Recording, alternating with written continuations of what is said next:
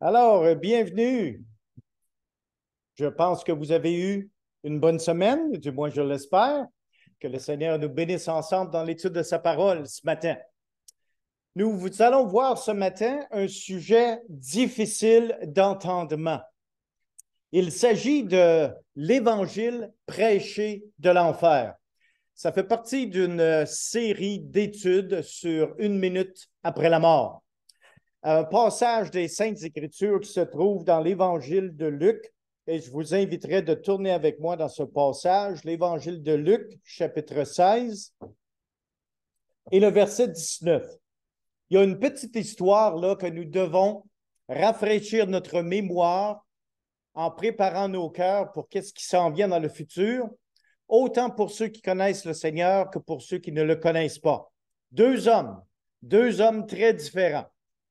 Au verset 19, il est dit, « Il y avait un homme riche qui était vêtu de pourpre et de fin lin et qui, chaque jour, menait joyeuse et brillante vie. Un pauvre, nommé Lazare, était couché à sa porte, couvert d'ulcères et désireux de se rassasier des miettes qui tombaient de la table du riche. Et même les chiens venaient encore lécher ses ulcères. Le pauvre mourut et il fut porté par les anges dans le sein d'Abraham. Le riche mourut aussi, et il fut enseveli. Dans le séjour des morts, il leva les yeux, et, tandis qu'il était en proie au tourment, il vit de loin Abraham et Lazare dans son sein. Il s'écria, « Père Abraham, aie pitié de moi, et envoie Lazare, pour qu'il trempe le bout de son doigt dans l'eau et me rafraîchisse la langue, car je souffre cruellement dans cette flamme. » Abraham répondit, « Mon enfant, souviens-toi que tu as reçu tes biens pendant ta vie et que Lazare a eu les maux pendant la sienne. Maintenant, il est ici, consolé, et toi, tu souffres. D'ailleurs, il y a entre nous et vous un grand abîme, afin que ceux qui voudraient passer d'ici vers vous ou de là vers nous ne puissent le faire. Le riche dit, « Je te prie donc, Père Abraham, d'envoyer Lazare dans la maison de mon père, car j'ai 5 frères. C'est pour qu'il leur atteste ces choses, afin qu'ils ne viennent pas aussi dans ce lieu de tourment. » Abraham répondit, « Ils ont Moïse et les prophètes qui les écoutent. » Et il dit, « Non, Père Abraham, mais si quelqu'un des morts va vers eux, ils se repentiront. » Et Abraham lui dit, « S'ils n'écoutent pas Moïse et les prophètes, ils ne se laisseront pas persuader quand même quelqu'un des morts ressusciterait. » Il est intéressant de réaliser, en ce qui concerne ce passage, que l'Évangile prêché de l'enfer, eh bien, c'est simple le message. Repentez-vous, car vous souffrirez. Alors que l'Évangile de Christ est encore plus simple, meilleur. Repentez-vous et Dieu vous pardonnera. Une fois traversé l'autre bord du rideau de la mort, il est trop tard pour la décision si un individu va aller au paradis ou en enfer. Ici, les souffrances de l'enfer produisent des missionnaires avec un message. Le message est simple, repentez-vous. Repentez-vous pendant que vous pouvez, pendant que vous en avez l'occasion. Et dans le texte ici que nous avons lu, il y a certainement ce qu'on appelle un état intermédiaire. Qu'est-ce que ça veut dire un état intermédiaire? C'est entre la mort et la résurrection, parce que la résurrection n'est pas arrivée encore. Alors, quelqu'un qui meurt attend la résurrection, mais qu'est-ce qui se passe dans cette parenthèse? Qu'est-ce qui se passe dans ce temps entre la mort et la résurrection? Et le passage que nous avons lu ce matin représente ceci et nous donne plusieurs vérités à considérer. La résurrection est toujours un événement futur dans la Bible. Ce n'est pas encore arrivé. Et 1 Thessaloniciens chapitre 4, verset 13 nous dit que les morts en Christ ressusciteront premièrement à l'enlèvement de l'Église. Alors pour nous qui sommes croyants, qui faisons partie de l'Église, le prochain événement à arriver, c'est l'enlèvement. Lorsque Christ revient prendre son Église avec lui. 1 Corinthiens 15 nous explique qu'à la dernière trompette, la trompette eschatologique, une résurrection aura lieu. Et 2 Timothée 2,18 nous dit qui se sont détournés de la vérité, disant que la résurrection est déjà arrivée et qui renverse la foi de quelques-uns. Dans le contexte de certains passages du Nouveau Testament, certains se disent « Ah, la résurrection, c'est pas futur, c'est passé. » Ah, si c'est passé, tu as manqué ton tour, tu as manqué ton occasion.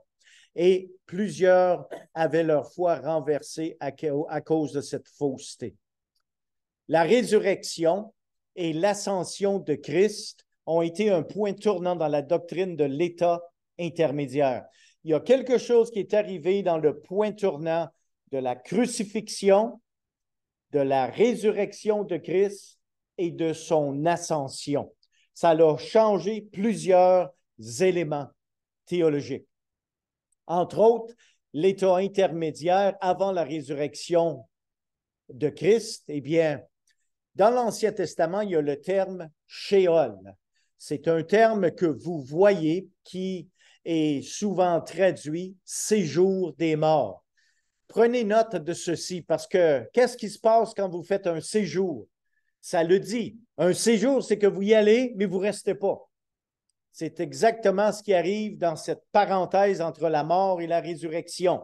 Les gens sont mis dans l'Ancien Testament dans un séjour des morts. Tel il en était pour le riche et pour Lazare. Une parenthèse, un séjour des morts. Et Proverbe 27 nous dit que le séjour des morts et l'abîme sont insatiables. Il y a beaucoup de place. Il y a encore de la place. De même, les yeux de l'homme sont insatiables. Le séjour des morts était un endroit pour les âmes qui attendent la résurrection finale en vue du jugement éternel. Dans le Nouveau Testament, eh bien, parce que le Nouveau Testament a été écrit en grec, eh bien, c'est le terme la Géhenne qui est utilisé dans le texte des évangiles. La Géhenne était une vallée à Jérusalem qui était utilisée comme dépotoir public dans lequel un feu brûlait continuellement. Jésus se servit de cette illustration pour parler des atrocités et des souffrances de l'enfer.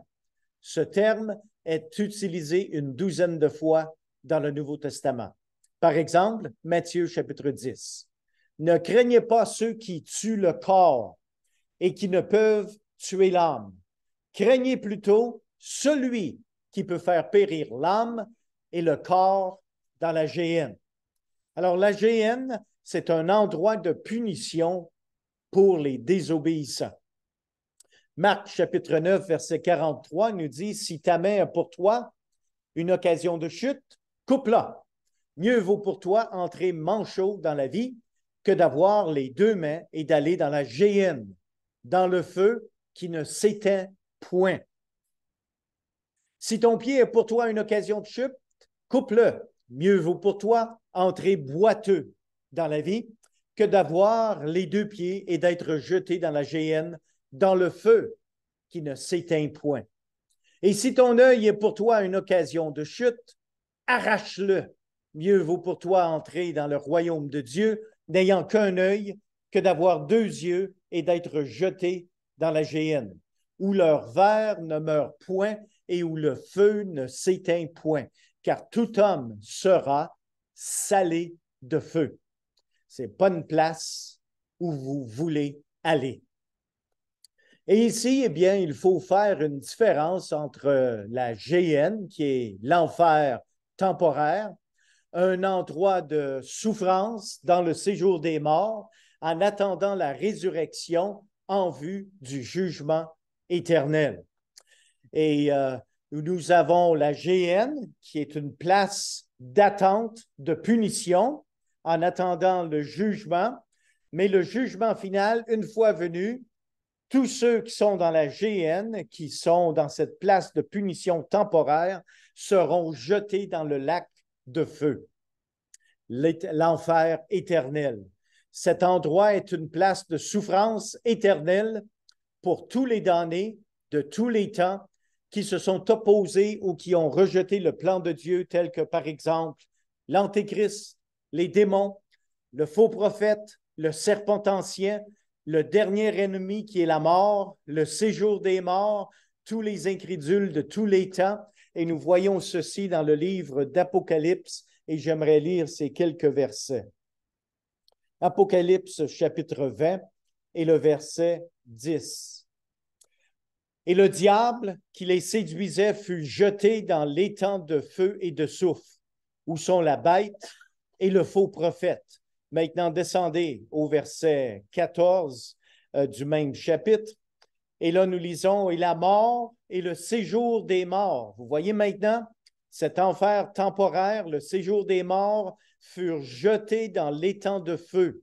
C'est la seconde mort, l'étang de feu. Quiconque ne fut pas trouvé écrit dans le livre de vie fut jeté dans l'étang de feu. Eh bien, nous pouvons noter certains faits ici concernant le séjour des morts, le Sheol ou la Géhenne, l'enfer temporaire. Eh bien, ces termes ne sont pas synonymes avec le mot mort. La mort, on a vu qu'il y a la mort physique, il y a la mort spirituelle, il y a la seconde mort, qui est la mort finale lorsque quelqu'un est totalement séparé de Dieu. Et ici, le séjour des morts est le pâturage ou la destination du troupeau, comme il nous a été décrit dans le psaume 49, le verset 15. Comme un troupeau, ils sont mis dans le séjour des morts. La mort en fait sa pâture. Et bientôt, les hommes droits les foulent aux pieds, leur beauté s'évanouit. Le séjour des morts est leur demeure. Le terme séjour des morts est différent aussi et n'est pas synonyme avec le mot sépulcre ou tombeau. Dans le psaume 141, verset 7, il nous est dit, comme quand on laboure et qu'on fend la terre, ainsi nos os sont dispersés à l'entrée du séjour des morts. Alors ici, le tombeau sera l'entrée du séjour des morts, alors que l'âme et l'esprit survivraient dans le séjour des morts dans un état intermédiaire en attendant la résurrection pour le jugement final. Le terme mort et séjour des morts ne sont pas synonymes non plus avec l'expression l'étang de feu. L'étang de feu, ou parfois appelé le lac de feu, c'est là que tout se termine.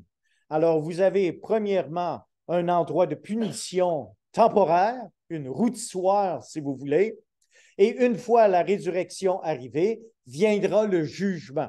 Une fois le jugement prononcé, ceux qui ont refusé Christ vont être jetés ainsi que la mort, Satan, la bête, le mauvais prophète, et tout ceci va être jeté dans l'étang ardent de feu, le lac de feu. J'aimerais peut-être vous donner une petite illustration qui pourrait nous aider ici à comprendre le tout.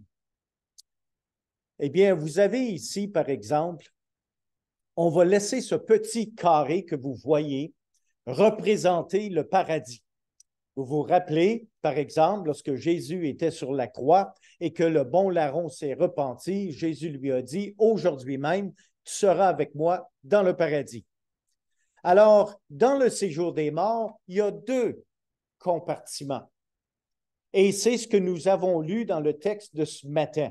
Une place pour ceux qui sont sauvés, mais aussi une place pour ceux qui sont condamnés.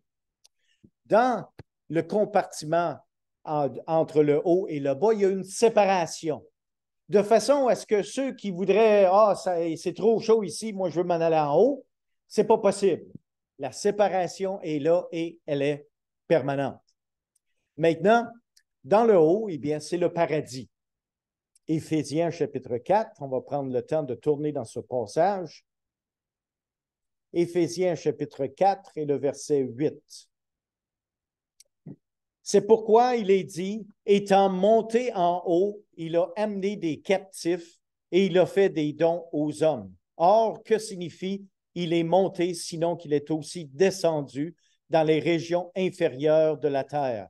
Celui qui est descendu, c'est le même qui est monté au-dessus de tous les cieux afin de remplir toutes choses.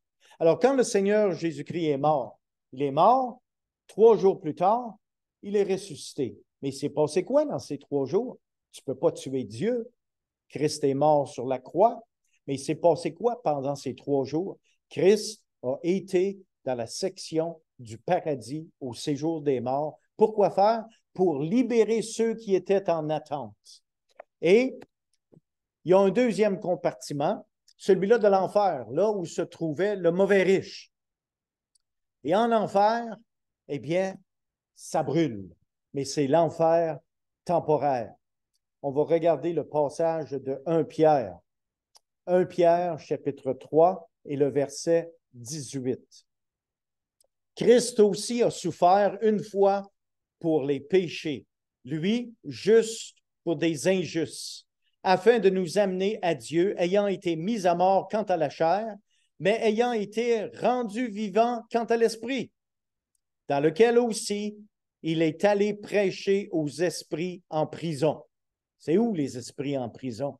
Christ a été dans les lieux de l'enfer. Pourquoi? Pour aller prêcher? Prêcher veut dire déclarer, pas simplement prêcher comme on entend souvent aujourd'hui, mais déclarer sa victoire sur le péché. Non pas pour libérer ceux qui étaient en enfer, mais plutôt pour déclarer sa victoire. Et il est dit, mais ayant été rendu vivant quant à l'esprit, dans lequel aussi il est allé prêcher aux esprits en prison, qui autrefois avaient été incrédules lorsque la patience de Dieu se prolongeait au jour de Noé pendant la construction de l'arche, dans laquelle un petit nombre de personnes, c'est-à-dire 8, furent sauvées à travers l'eau. Alors, il a été déclaré sa victoire sur le péché. Et un passage d'Apocalypse qui nous aide à comprendre tout ceci, c'est Apocalypse chapitre 19 et le verset 20. Dans ce texte, nous lisons ceci. Et la bête fut prise, et avec elle le faux prophète qui avait fait devant elle les prodigues par lesquels il avait séduit ceux qui avaient pris la marque de la bête et adoré son image. Ils furent tous les deux jetés vivants dans l'étang ardent de feu et de soufre. Et les autres furent tués par l'épée qui sortait de la bouche de celui qui était assis sur le cheval, et tous les oiseaux se rassasièrent plutôt de leur chair. Alors ici, à la fin des temps, après le jugement, tous les incrédules de tous les temps vont être pris, jugés et jetés dans le lac de feu éternel. Il va y avoir dans le lac de feu la mort, il va y avoir Satan, les démons, il va y avoir le faux prophète, il va y avoir la bête, il va y avoir tous les incrédules de tous les temps. L'enfer va être jeté dans le lac de feu. Alors, tous ceux qui sont en train de souffrir maintenant en enfer vont un jour, après la résurrection, être condamnés pour le lac de feu éternel. Wow! Toute une vérité à voir ici. Et qu'est-il arrivé au paradis suite à la crucifixion et à la résurrection de Christ? Eh bien, le paradis n'est plus dans le séjour des morts. Pourquoi? Parce que maintenant, le paradis est devenu le ciel. Bien-aimés, c'est là que nous voulons nous aligner. Et si aujourd'hui, vous ne connaissez pas le Christ, le Sauveur, celui qui désire vous pardonner de vos péchés, eh bien, vous allez vous aligner pour l'enfer en attendant le jugement final pour ensuite en finir dans le lac de feu. Alors, je vous en conjure, je vous invite de considérer l'invitation de Christ lorsqu'il a dit « Venez à moi, vous tous qui êtes fatigués et chargés, et je vous donnerai du repos. » L'invitation de Christ est toujours présente pour toute personne de venir à lui. Alors que le Seigneur vous bénisse dans votre décision que vous pouvez prendre dès aujourd'hui si vous ne le connaissez pas. Et que le Seigneur vous accorde sa grâce dans une vie ici-bas sur terre pour vivre pour lui. Soyez donc bénis.